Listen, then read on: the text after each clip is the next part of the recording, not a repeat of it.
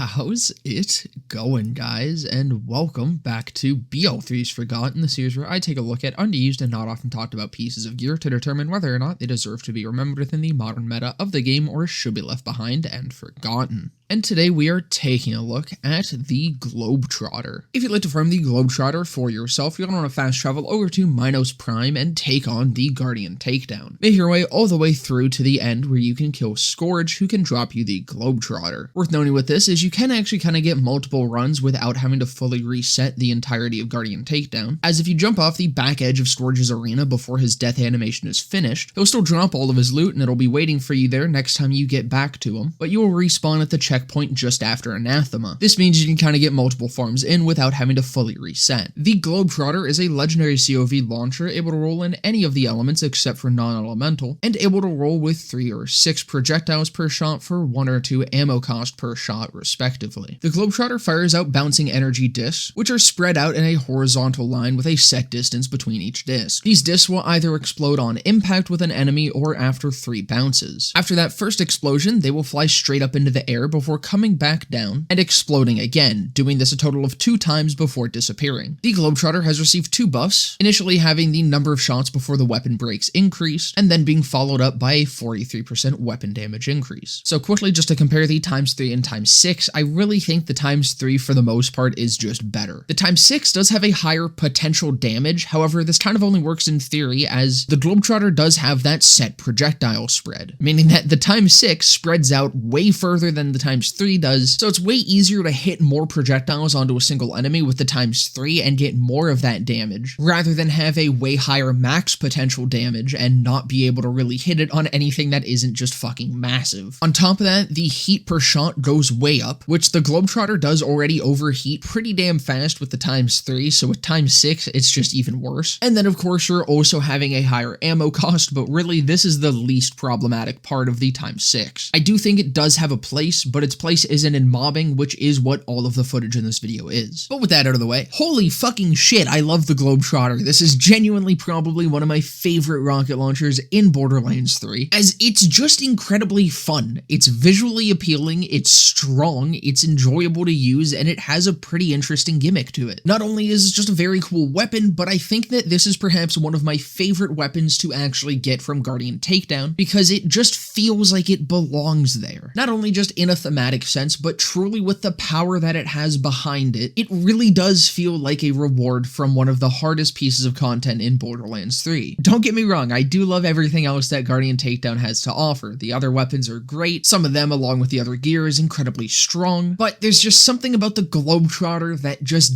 does it for me. It just feels truly unique in not only its design, its strength, but also just how it functions. And how it functions is also very cool just because of all of the synergies and interactions that it has. One of those interactions being just with Minos Prime in general, but also just any low atmosphere area. As in that low atmosphere, the secondary projectile, when it gets launched into the air, will not come back down. It's just gonna keep going straight up. It'll never hit the target again, which is definitely a bad thing and a negative interaction. However, the Globetrottr itself still is just an incredibly strong launcher and functions perfectly fine even in Guardian Takedown. It still has big damage, it still has big area of effectiveness, it's gonna be killing anything just fine. But the Globetrottr offers 3 to 6 projectiles, each of which will explode and hit 3 times. This is incredibly strong with things like Leave No Trace and Means of Destruction, due to just how many times these impact, and because of that, I was pretty much firing this thing for free on both Mo's and Flak. Even when I would somehow dip below max ammo, I would very soon be back to full, which for a weapon that dishes out as much as the Globetrottr does is fucking insane. I mean, it's just insane that at base, this is only costing 1 ammo per shot. Now, sticking with Mo's and Flak, this same synergy does of course go further, as of course with all these hits, that's both way more Megavore and way more short fuse. So do keep in mind, not only just on Mo's, but with any character, the Globetrottr is a little bit dangerous. It has bouncy projectiles with a pretty big AoE on them, so you definitely don't want to be shotgunning this into an enemy at point blank, but especially with Mo's, you're gonna want to be careful, because I downed myself a lot.